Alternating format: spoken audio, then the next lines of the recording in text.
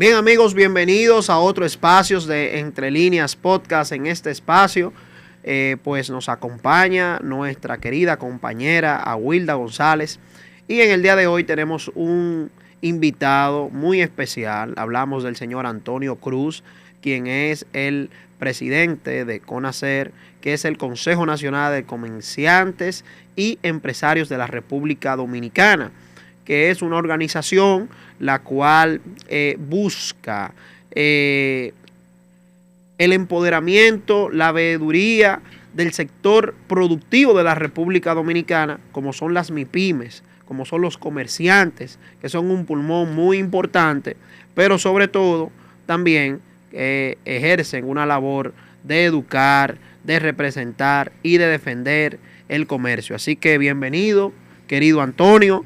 Y la verdad que muy privilegiados de contar con su presencia en este espacio. Buenas tardes a ustedes y a toda la audiencia que los sigue. Yo sé que hay un pequeño error que quiero corregir.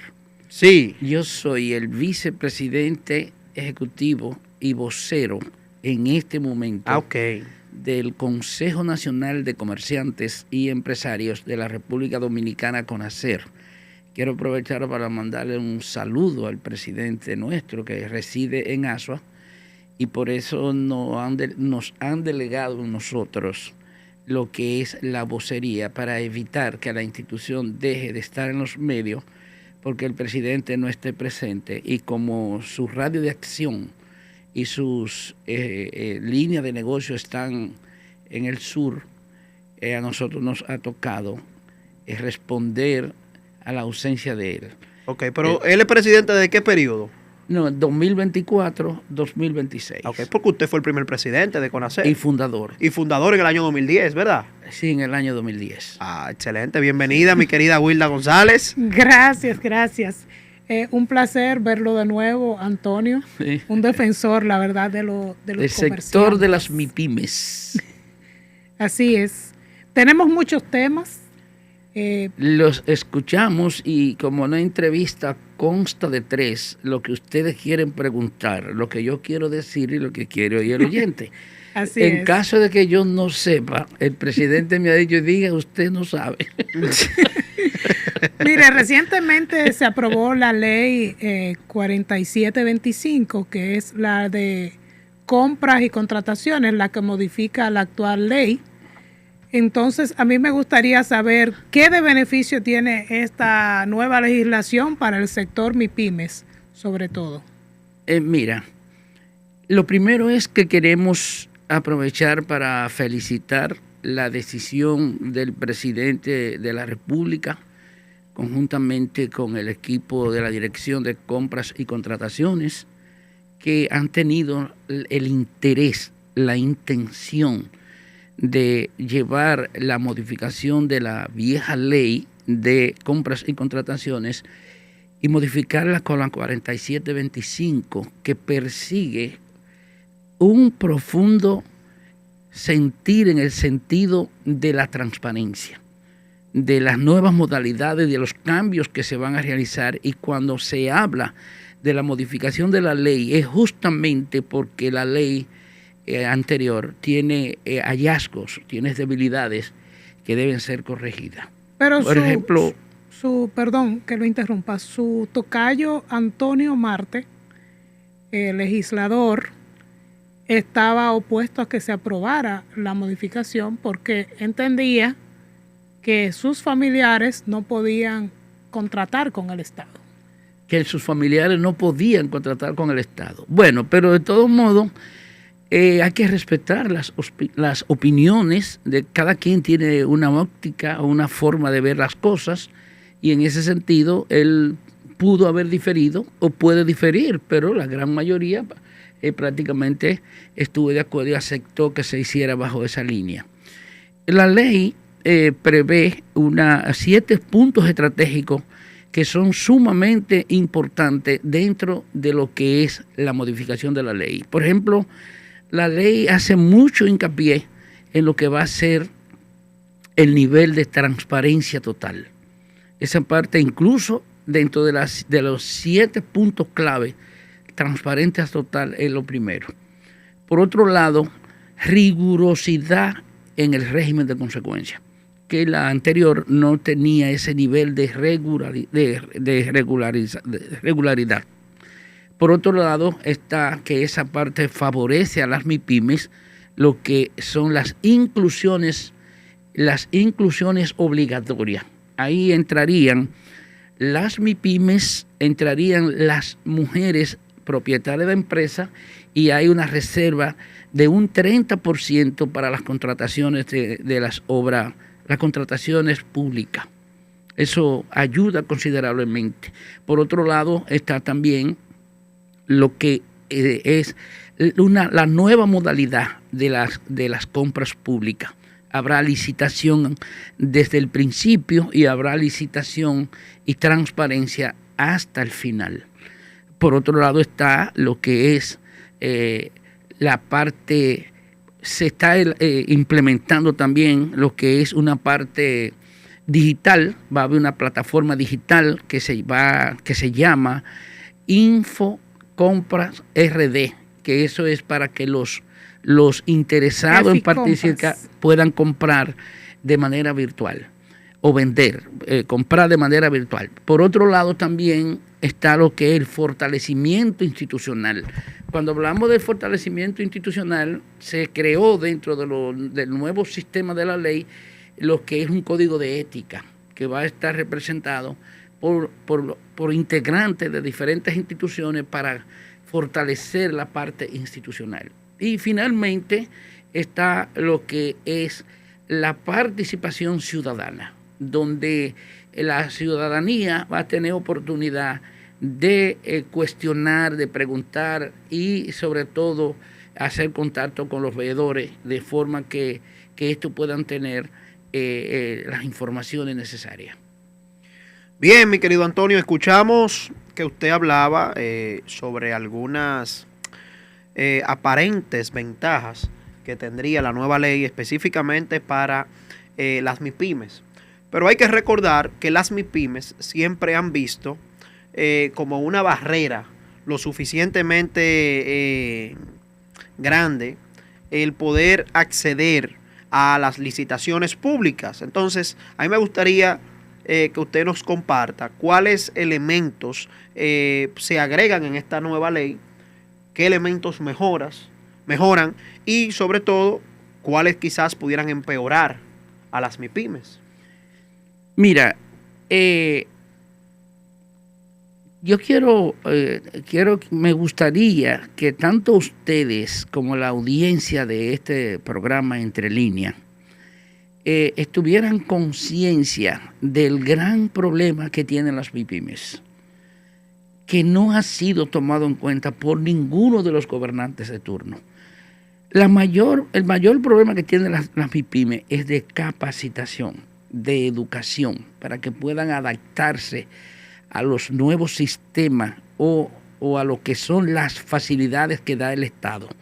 Por ejemplo, ustedes nunca han visto un programa de educación dirigido a que las MIPYMES puedan montarse en el tren de la tecnología. Porque eso no lo digo yo. Si ustedes investigan lo que ha sido la encuesta en hogar que ha hecho la Dirección de Estadística, el bajo nivel de educación que tiene el sector de las MIPYMES, eso motiva a que obligatoriamente los gobernantes, y otra cosa, revisen los presupuestos generales que han hecho los gobernantes presentes y pasados, a ver cuánto han destinado en términos de presupuesto para la educación de las MIPYMES. Las MIPYMES necesitan la creación de una escuela de educación dirigida a ellas, y que incluso los temas de debilidades que tienen las MIPYMES, es obligatorio que debe crearse un mecanismo de que esas debilidades sean llevadas hasta como si fueran temas en los cursos desde primaria para que los mismos estudiantes vayan conociendo la importancia de lo que es el emprendedurismo. A eso debe sumarse también el asunto del pago de los impuestos. A mí no me pueden enseñar a pagar impuestos después que yo tengo 40 años, 50 años con mi propia familia que a lo mejor nunca ha pagado impuestos o ha evadido los impuestos. Hay una falta de educación en ese proceso. Por ejemplo, ahora mismo ustedes están viendo que en la nueva ley, antes tenía un 20%, la ley anterior de compras y contrataciones, para que las MIPYMES participaran de las licitaciones públicas.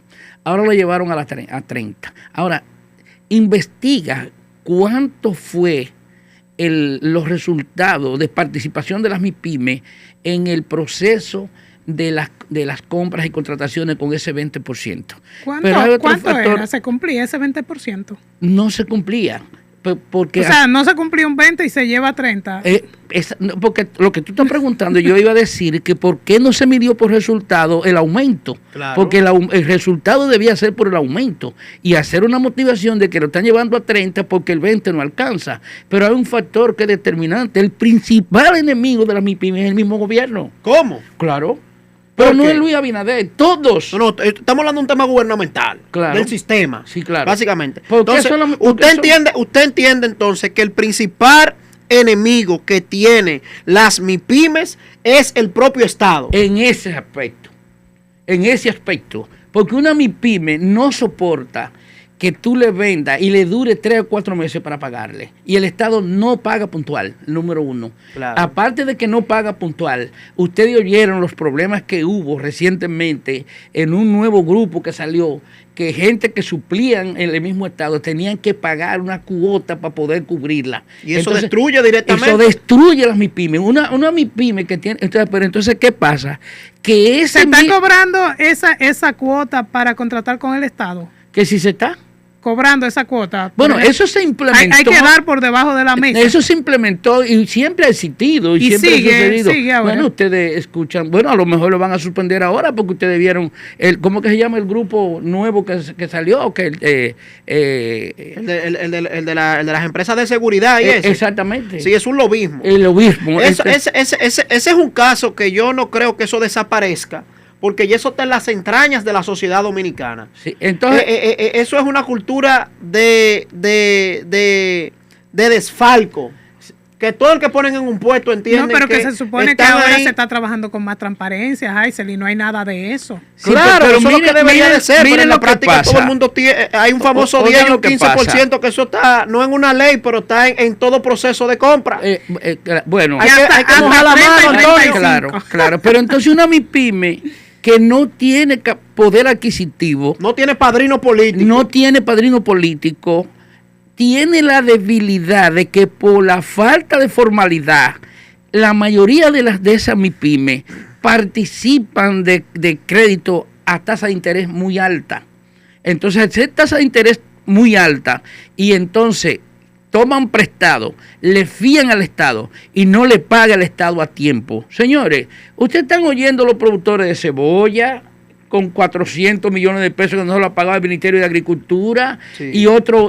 Son MIPYMES del sector agropecuario, claro, que no soportan hacer una producción tomando dinero prestado, que muchas de ellas toman dinero prestado, al no pagarle a tiempo, fiar la cosecha y no pagarle a tiempo, quiebran esas MIPYMES. O sea, que el gobierno estrangula prácticamente a los comerciantes.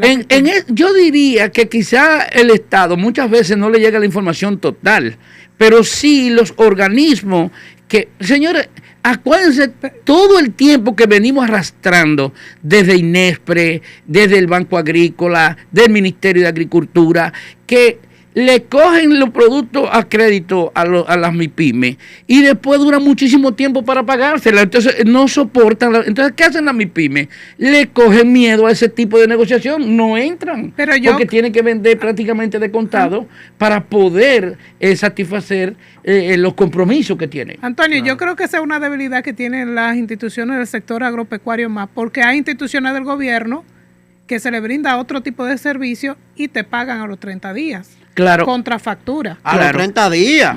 A los Pero hay que 30 estar muy días. pegado para que te paguen los 30 días. No pegado. Además, no. ellos hay te mucha ponen, gente oye, dormía espérate, abrazado. ellos te ponen 45 días en la orden de servicio, pero te dicen verbalmente, prepárate para 60 o 70 días. Si tú ves que me paso No, con pero- una dillita más que tú sabes, que el financiero, que el Sí, presupuesto, pero déjenme que esto. explicar Hay algo de instituciones las que tienen su MIPYME. contabilidad organizada. Hay otras ¿Ustedes que son quieren más saber morosas. mucho de las MIPYME? Sí. ¿Quieren? Sí. Entonces, miren, oigan esto que les voy a decir. Miren, el sector de las MIPYME, y es importante que ustedes comparen, porque ustedes creen que el sector turismo ha crecido como debía. No ha crecido lo que debía crecer de acuerdo a los incentivos que tiene. Entonces, si tú dices que tú tienes el Ministerio de Industria, Comercio y MIPYME, Sí. las MIPYME se ven como si estuvieran agregadas en un rinconcito. Y Sí. MIPYME, eso es igualito que cuando se firmó el acuerdo de libre comercio, Sí. cuando Estados Unidos, Centroamérica y la República Dominicana. La República Dominicana llegó después que ya todo estaba hecho. De último. Ya, Yo coge no la sé si- colita. La colita. Entonces, ¿qué pasa? ¿Dónde nosotros estamos? En el Ministerio de Industria y Comercio. No, en un ustedes están para allá. departamento que se llama Fomento a la MIPYME. No, pero tienen un viceministerio. Tiene- incluso. Claro, ProMIPYME también. claro, el ProMIPYME. fomento al Ministerio de la MIPYME. Ese Ministerio de Fomento a la MIPYME, tú le solicitas para que te apoyen los proyectos educativos y nunca tienen recursos. ¿Cómo va a ser? No tienen recursos para, o sea, no, yo no culpo el viceministro.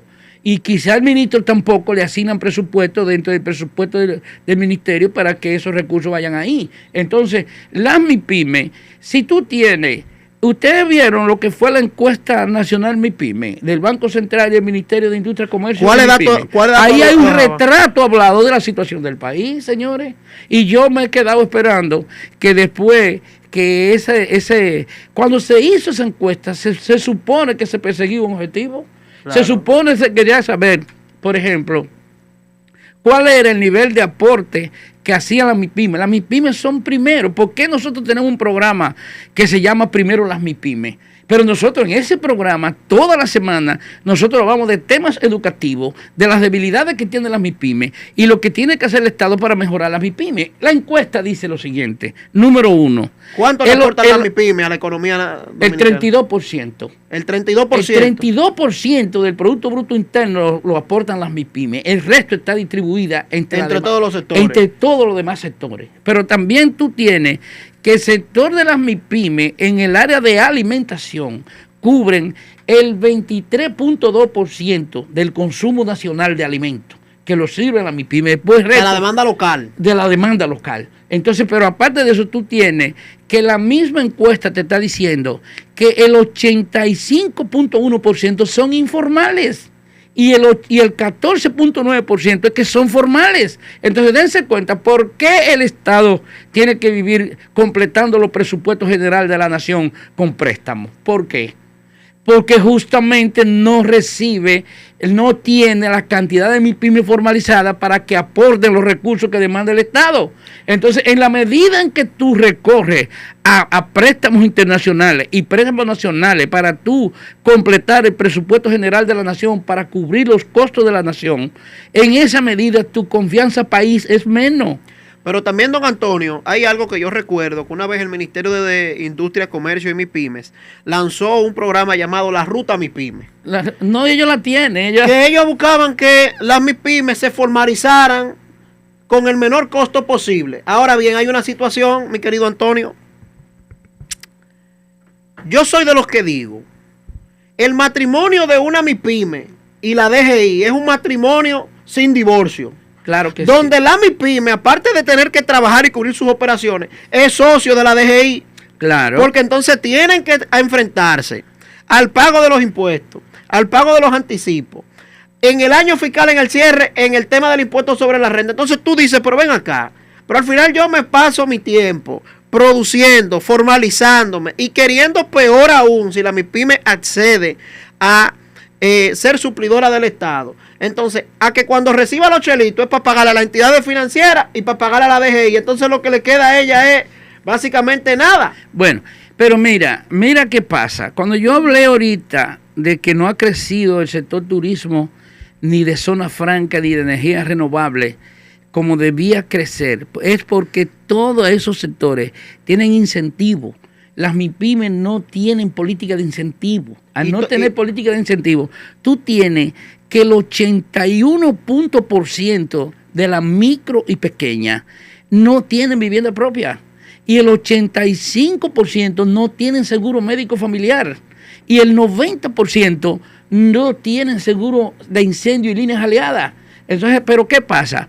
Tú tienes, el Estado está en el deber y tarde o temprano tendrá que caer ahí en un programa de educación dirigido a la formalización de las MIPYMES y destinando recursos para que las MIPYMES se formalicen, para que haya mecanismos de entrada de recursos frescos, porque de lo contrario, tomando prestado, el Estado no va a poder sostenerse. Antonio, ¿cuántos miembros afiliados tiene ahora mismo CONACER? Mira, hay mucha gente que dicen tanto, nosotros te decimos la verdad y tú puedes entrar a nuestra página web www.conacer.org. También tenemos Instagram, tenemos Facebook, tenemos WhatsApp, desarrollamos varios programas a través de temas de Zoom y Facebook Live. 14.365 socios en las 32 provincias. Okay. Esos socios están todos formalizados, ¿verdad? No, porque nosotros no tenemos los recursos para formalizarlos. Okay, entonces, nosotros lo que hemos hecho es, hay una parte de ellos y nosotros hemos dado muchos cursos de educación, porque nosotros hemos sido líderes en educación en el sector de la MIPYME, porque en el año 2015 nosotros creamos un programa de educación que se llama Formación de Líderes Comerciales y Empresariales, FOLICE, y a través de ese programa hemos desarrollado 85 talleres en las 32 provincias del país. Fruto y el agradecimiento le damos a los patrocinadores, porque como fundación nosotros hemos recibido apoyo en ese aspecto, pero ese apoyo lo hemos recibido por dos vías. Primero, porque hemos sabido manejar lo que es la línea de sostenibilidad para la fundación, hemos sabido identificar cuáles son las fuentes de recursos para ello y hemos identificado cuáles son las empresas que en el país cumplen con lo que es la ley de responsabilidad social empresarial y aplican con eficiencia esa parte. Ok, pero entonces en esa parte, por ejemplo, ustedes como fundación, ustedes no han hecho alianzas estratégicas, por ejemplo, con Infotet, para que diseñen un programa educativo dirigido a las MIPYMES. No han hecho acuerdos, por ejemplo, con el Ministerio de Industria y Comercio para que le ayude en la capacitación y formalización de esas MIPYMES y sobre todo también el sector financiero. Ustedes no han hecho como fundación acercamiento de esas membresías hacia el, por ejemplo, Banco de Reservas, que tiene muy buenos programas e incentivos para las MIPYMES, ProMIPYMES, que también es un banco, una entidad financiera para este tema, en el ámbito agrícola con Banco Agrícola o con otras entidades. O sea, ustedes no han fortalecido. Mira, hemos hecho las gestiones y sí, todo lo hemos enviado, proyectos de educación y programas. Nosotros desde el año 2015 venimos desarrollando programas de educación. Nosotros somos pioneros en educación. ¿Cuál era el objetivo del programa FOLICE? Llevar nuestra doctrina a los líderes, a todos los líderes del país, y que estos se convirtieran en agentes multiplicadores de nuestra doctrina. Nos hemos reunido le hemos llevado propuestas, programas elaborados no en este gobierno, pero está depositado sí, en la dirección de ProMIPYME. Le entregamos un proyecto al Ministerio al Ministerio de Industria y Comercio, le entregamos un proyecto al Ministerio de Agricultura y no nos han respondido, incluso a ProMIPYME. Ahora mismo nosotros, por ejemplo, todos los años hacemos un programa de educación para el año que consta de unos 12, 13 talleres y le llevamos el proyecto con un presupuesto anexo y la cantidad de MIPYME que van a participar. Entonces, ¿qué pasa? ¿Quiénes son los que patrocinan? ¿Cuáles son los temas que desarrollamos en los programas de educación? Justamente los temas que patrocinan las empresas. Si, por ejemplo, el Ministerio de Agricultura no apoya, pero no apoya un tema que vaya dirigido exclusivamente al sector que vaya al sector agropecuario. Y así, ahora mismo nosotros estamos organizando unos talleres con el programa A Comer. Con Acervo, nosotros somos pioneros en educación. Nosotros venimos trabajando el programa de educación desde el año 2015. ¿En qué se basa ese programa A Comer? A Comer, el programa A Comer del campo al colmado, que eso fue lanzado por el presidente de la República y está funcionando a través de un proyecto de cooperativa. Una pregunta, mi querido Antonio. ¿Las MIPYMES no inciden en la estabilización de precios en la República Dominicana? Claro que inciden, claro. El único problema está en que la misma debilidad de la MIPYME impiden de que pueda haber estabilidad de precio, porque no todas tienen la misma capacidad de compra. Al no tener toda la misma capacidad de compra, eso hace que algunas vendan más cara que otras. ¿Y en qué sentido? Adiós, pero hay colmados que compran en colmado. Entonces hay colmados, no, pues si un colmado compra en un colmado, no puede vender igual que el colmado que le vendió. Y así sucesivamente, porque las ventas son estrategias de las instituciones que distribuyen. Entonces, esas estrategias que utilizan las empresas que distribuyen está basada en sus costos operativos. Y entonces, ¿qué hacen ellos? Ellos hacen una programación de cuánto deben ser sus ventas diarias, sus ventas semanales, sus ventas mensuales y sus ventas anuales con un costo operativo para saber cómo pueden hacerlo. Entonces, cuando tú ves que un camión de cualquier producto son las 8 de la noche y está vendiendo productos en colmado, es porque no ha cumplido su cuota de venta. Entonces, en ese aspecto, utilicen lo que es el mecanismo de las ofertas. Entonces, hay ofertas, por ejemplo, que tú dices que para no mencionar el nombre de marca, que un camión va y te vende 12 docenas de un producto y te da 13.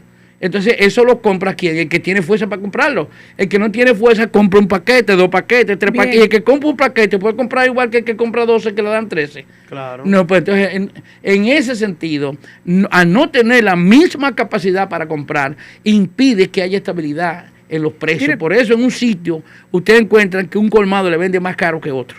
Pero en sentido general, ¿cómo van los precios a 7 meses del 2025? Ya un nuevo gobierno del presidente Luis Abinader, que cumple 5 años ya este mes de agosto. ¿Cómo andan los precios en este trayecto? Bueno, mira, hay una línea de productos que independientemente de lo que se haya querido hacer, se han convertido en virales en el mercado en términos de lo que es el rechazo de la familia. La familia entiende que ha habido aumento de precio en una serie de productos. Dentro de ellos está lo que son los huevos, que siempre se ha estado moviendo el costo de los huevos.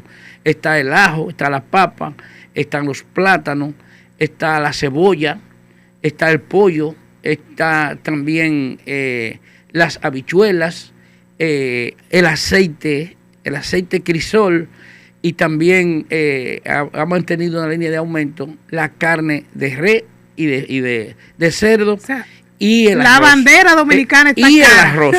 Esos son productos completa, de alta rotación, de alto consumo, que han mantenido el precio alto y no se ha podido estabilizar el precio en ese aspecto. Antonio, nosotros estuvimos muy vigilantes sobre la propuesta del gobierno de una reforma fiscal, en el cual escuchamos sectores, especialmente de las MIPYMES, levantarse en contra de ese proyecto en ese momento. Ahora se trae a el señor Magín Díaz, que es un técnico en la materia, que fue el antiguo director de la Dirección General de Impuestos Internos y ahora se coloca en el Ministerio de Hacienda. Lo que se especula es que se trajo a Magín para elaborar otro proyecto de reforma fiscal. La realidad es que dicen muchos técnicos que la República Dominicana necesita una reforma fiscal. Nosotros creemos que el país necesita una reforma fiscal. ¿Qué ustedes tienen como conocer, pero también Antonio, que tiene toda una vida de expertise en el ámbito de las MIPYMES, que conoce las MIPYMES desde la A hasta la Z? ¿Cuál ustedes entienden que puede ser una reforma justa, que no lacere los intereses de las MIPYMES? Mira, lo primero es que no se puede inventar. Lo segundo es ustedes saben que en el año 2012 fue aprobada la Ley de Estrategia Nacional de Desarrollo, Sí. Ley 01-12. Esa ley dice exactamente el tipo de reforma fiscal que hay que hacer, que es una reforma fiscal integral. La diferencia entre una reforma fiscal integral y una reforma fiscal integral es del cielo a la tierra, porque la reforma fiscal integral toca los 4 puntos cardinales, que son ingreso, egreso, activo y pasivo. Pero también la Ley de Estrategia Nacional de Desarrollo dice cómo debía hacerse la reforma fiscal integral, que incluso la misma ley prevé que esa reforma debía hacerse de manera equilibrada, justa y equitativa, donde se revisaran los incentivos fiscales que existen en el país. Cuando quisieron hacer la reforma que Luis presentó, creo que fue en octubre del año pasado, Sí. cuando se quiso, nosotros fuimos de los que participamos en vista pública. Aparte de eso, una de las cosas que más laceró esa vista pública fue el gravamen de los productos de consumo masivo. O sea, en este momento tú tienes un 52% de los productos de consumo masivo que están gravados, que tienen impuestos. El 68% del pago de los impuestos lo pagan los consumidores finales. Claro. Y con esa reforma fiscal iba a llegar al 83% el pago del pago de los impuestos por parte de los consumidores finales. Entonces, ¿qué pasa? Que nosotros previmos, y esto se lo aconsejo a Magín, en caso de que él vaya, porque también hay una cosa que es importante tomar en cuenta cuando se vaya a hacer una reforma de esta magnitud, y es que deben escucharse las 2 variables fundamentales de todo ámbito de la vida nacional, la parte teórica y la parte práctica. Las teóricas son las que están buscando los recursos desde una oficina, identificando fuentes para obtener recursos, y la práctica es nosotros que estamos en el campo, que sabemos lo que pasamos. En el terreno. En el terreno. El que se sabe que cuando un colmado vende 200,000 pesos, de esos 200 hay 180 que son fiados. Que son fiados. Y los 20 son los que están ahí. Y los 20 son los que están ahí. Entonces tú estás claro. Entonces en ese aspecto, el gravamen de los productos de consumo masivo iba a forzar la población a que tuviera que elevar sus niveles de crédito, que iba a forzar profundamente las MIPYME, justamente por lo que tú estás diciendo, forzar las MIPYME, porque no había contemplado en esa reforma un aumento general de salario.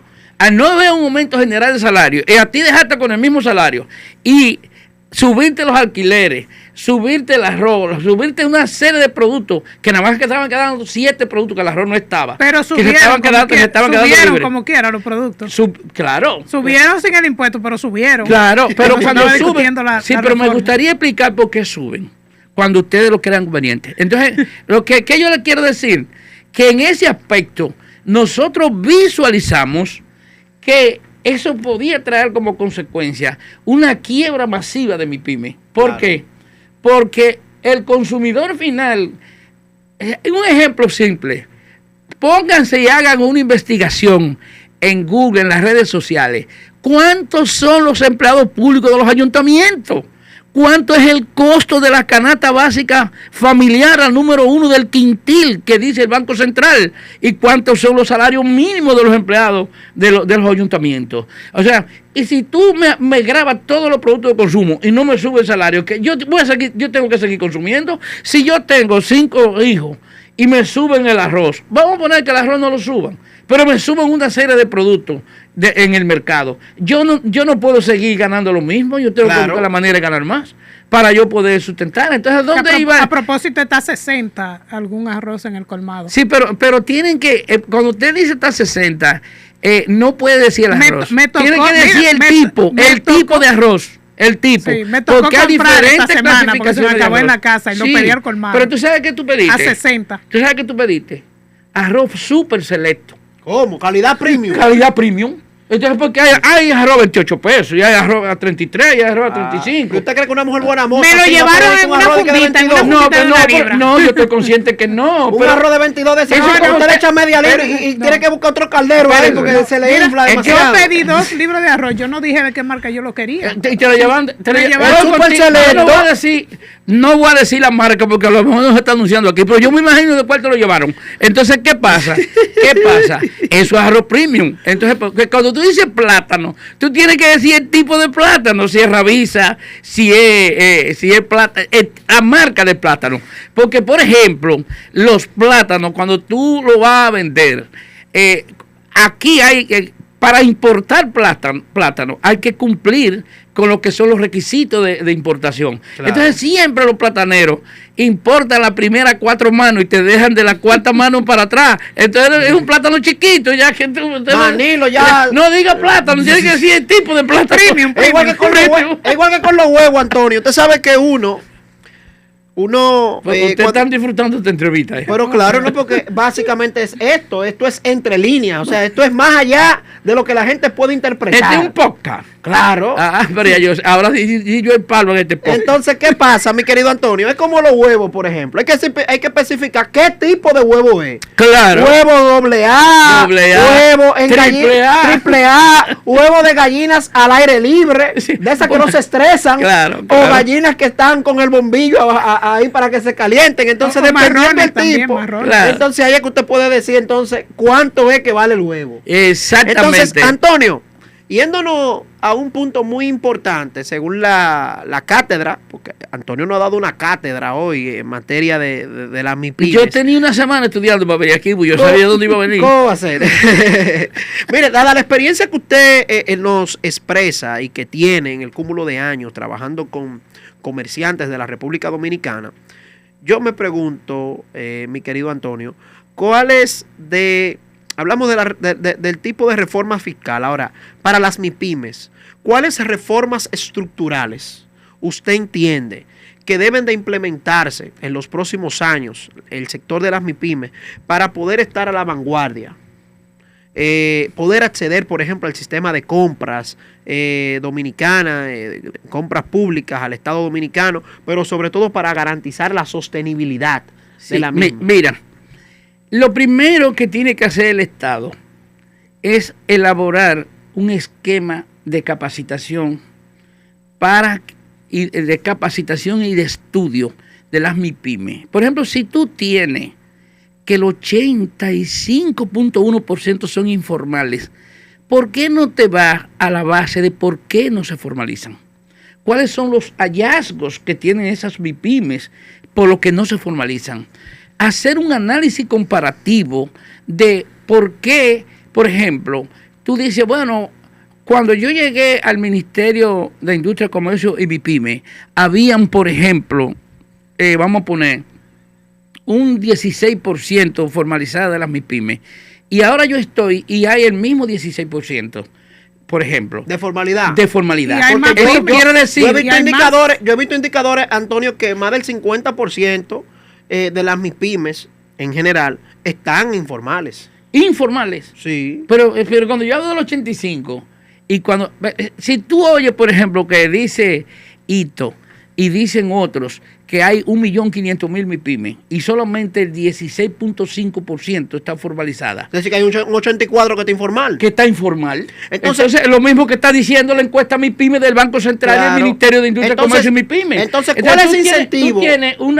Tú tienes una medición de la Dirección General de Impuestos Internos y tiene una medición de la Dirección del Ministerio de Industria, Comercio y MIPIMES. Claro. Ambas andan más o menos ahí. Pero ¿qué hace la Dirección de Impuestos Internos? Que habla de la formalización por las que están pagando impuestos. Y Ito habla de las que se han formalizado en el Ministerio de Industria, Comercio y MIPIMES y se han registrado en comercio interno. Ese registro en comercio interno es el que te da la categoría de que si tú eres una micro, una pequeña, una mediana o una grande. Claro. Y así sucesivamente. Entonces, dada esa situación, o sea, es decir, que estamos hablando de que en la República Dominicana existe en promedio, según las estadísticas que usted acaba de decir del Banco Central, un promedio de un 84% de informalidad en la MIPIME. Claro. ¿Verdad?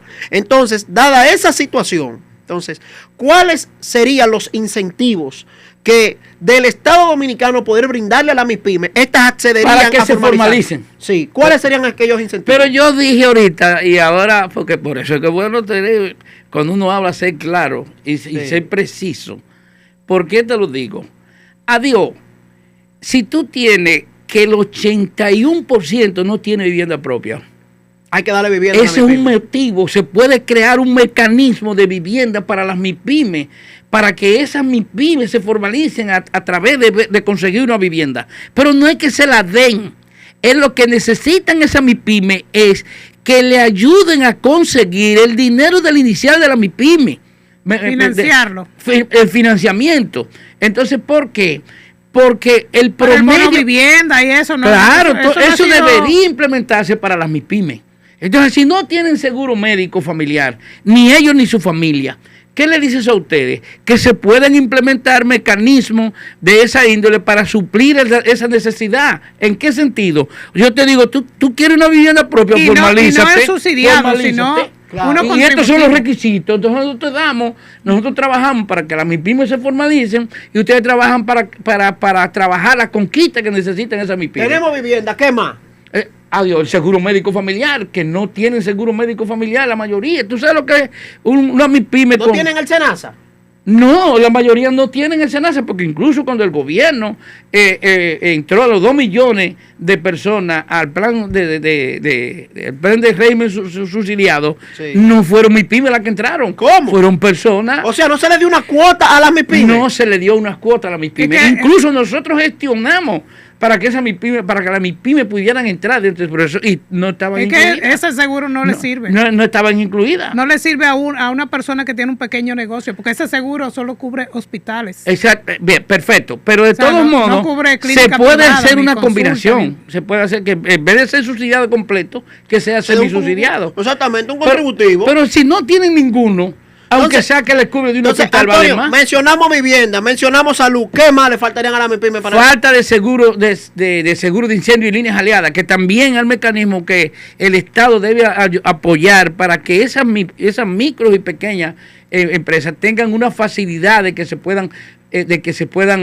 formalizar. Pero también hace falta lo que es un fondo de garantía depositado en la banca comercial para la que esas MIPYME, las que quieran, tú quieres tomar un préstamo, tú quieres que te sirvamos de que tú tengas, de que ese fondo te sirva, tú te formalizas y entra dentro, tú pierdes la formalización en caso de que no cumpla. Pero, y así sucesivamente. Pero cuando yo escucho, por ejemplo, el programa del Banco de Reserva, de ProMIPYME y del Banco Agrícola, usted tiene que estar formalizado para obligatoriamente poder acceder a un crédito de esto. Claro que sí, ellos prestan. Los programas están ahí.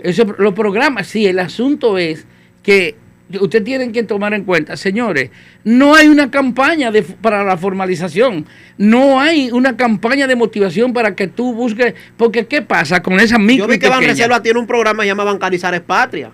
Sí, pero eso ¿con quién lo está haciendo?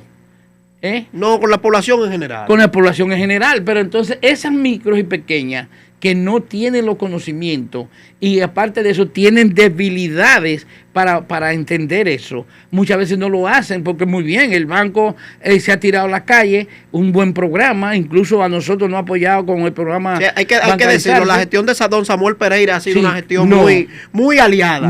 Aliada a la MIPYME, ha apoyado mucho a la MIPYME. Sí. En ese aspecto, pero cuando ellos han convocado, no, por ejemplo, en el caso nuestro, que nosotros lo hemos invitado para convocar a las MIPYME, nos han apoyado para nosotros, pero por ejemplo, en cuanto un taller, 2 talleres, 3 talleres. Pero yo entiendo que hay que hacer una jornada de formalización. Con la institución, para que entonces ustedes, esos 14,000 y pico de miembros que tienen por región, entonces puedan hacer esta feria o jornada. Incluso nosotros lo tenemos dividido en 8 regiones. Por ejemplo, la región 1 es el Distrito Nacional. Sí. Que ahí tenemos un 35% de los socios. Pero tenemos la región 2, que es la provincia de Santo Domingo. La región 3, las 6 provincias del este, que estamos hablando de Monteplata, etcétera, las 6 provincias del este. La región 4, las 4 provincias del Cibao Central, Cotuí, La Vega, Moca y Bonao. La región 5, que es el nordeste, el norte, el nordeste. Entonces, en el nordeste están las 4 provincias del nordeste. San Francisco, etcétera. En el norte noroeste, que es la región 6, están las 14 provincias del norte noroeste. Y tenemos la región 7, que está conformada por las 4 provincias del sur cercano. Y la región 8, que tenemos... El sur largo para allá, Independencia, Elías Piña. No, déjame dártela si tú quieres, para que tengas una idea. Sur Juan de la Maguana, Elías Piña, Barahona, Pedernales, Provincia Independencia y Bauruco. Esas son las 6 del sur profundo. Y del corto estamos hablando de San Cristóbal, Peravia, San José de Ocoa y Asua. Muy bien, Antonio, pero ¿ustedes no le conviene a las MIPYME formalizarse con este 30% que le promete la ley de compras y contrataciones, ya que podrían acceder a las compras públicas, que quedarse de manera informal y no tener los beneficios que le ofrece la ley de compras y contrataciones? Mira, ese 30%, a mí me gustaría saber si existe en la ley de que bueno, fueron de las bondades, los puntos que enumera compras y contrataciones, que las bondades que tiene esta ley. Me gustaría, porque como te dije, ya hay una imagen creada de que el Estado se dilata en pagarle y la mayoría no soportan esos pagos a larga distancia. Si el mecanismo de ese 30% para compras y contrataciones prevé que las compras sean a pago a 8 días o pago por adelantado, eso va a motivar. A 8 no, porque hay un proceso burocrático que pasan. Se puede crear el fondo y se puede organizar el fondo para ese pago, porque la idea... O sea, dice, entrega de factura, ya usted me paga en una semana. Por lo menos, porque hay que motivarla, porque si tienen la demotivación por el tiempo largo que no le pagan, vamos a cambiar la demotivación por una motivación, porque por ejemplo, hay una cosa que debo decirle. ¿Ustedes saben quién es la niña bonita de las industrias? ¿Quién? De los productores y de los fabricantes. ¿Cuál? La micro y pequeña, los colmados minimal que almacenes, supermercados, surtidores, salones de belleza. ¿Pero por qué? ¿Por qué?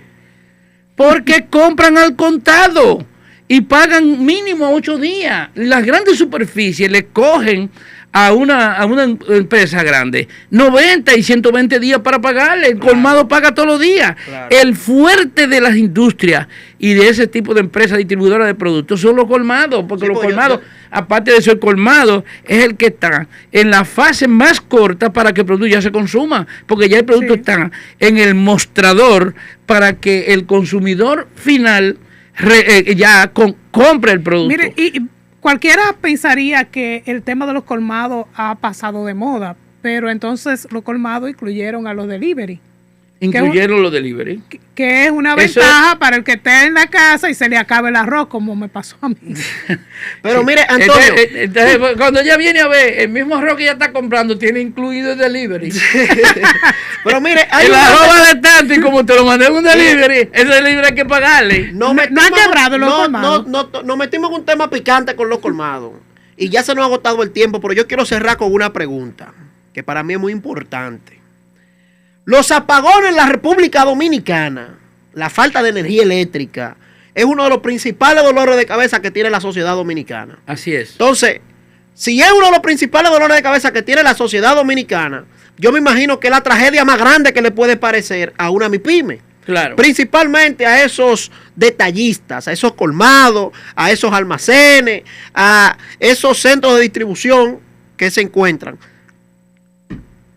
¿Cómo ustedes han evaluado el sistema eléctrico en la República Dominicana? ¿Alguien te dijo a ti o a ustedes dos que CONACER hizo una evaluación en el año 2024 de lo que fue los daños causados por los apagones, que nosotros incluso... ¿Y Celso Marrancini no le salió a usted del frente? Bueno, lo que yo sé es que nosotros participamos cuando se cambió el proceso de quitar los apagones y llevar otro proceso.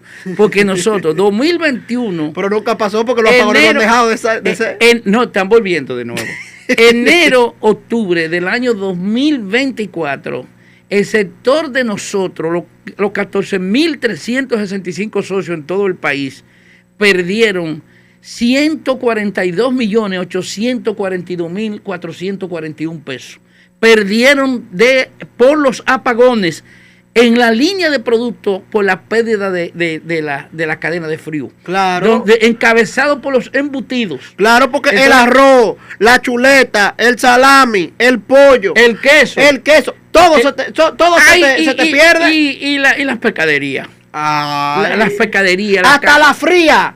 Se pierden porque nadie le gusta la cerveza caliente. La cerveza que se enfrió y se calentó ya se dañó. Claro, y el sabor te sabe igual. No la voy a consumir. No te sabe igual. En otro programa, yo le voy a explicar por las 8 regiones cuánto fue la pérdida por regiones. La pérdida de mayor, la región de mayor pérdida, que es donde está la mayor producción del país. Fue aquí en el distrito. No, es decir, en el Distrito Nacional y en la provincia, en las 14 provincias del Así Cibao. es. Bueno, señores, pero se nos ha acabado el tiempo y parece que estamos como quien dice empezando esta entrevista, pero el tiempo es lamentablemente corto en televisión, así que nada, agradecerle a nuestro querido Antonio por esta exquisita entrevista. En el día de hoy nos hemos nutrido bastante sobre las MIPYMES y decirle, don Antonio, que este espacio es de usted, es un aliado. Podemos venir otro programa y hablarle de la importancia de la formalización, hablarle de lo que es la asociatividad. Yo soy abogado, soy especialista en ONG, en organizaciones sin fines de lucro.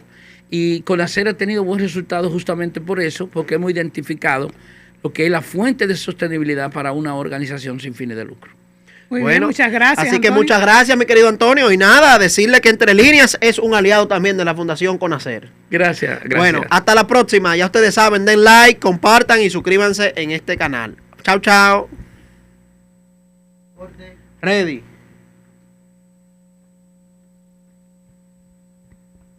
Se puso buena la entrevista al final.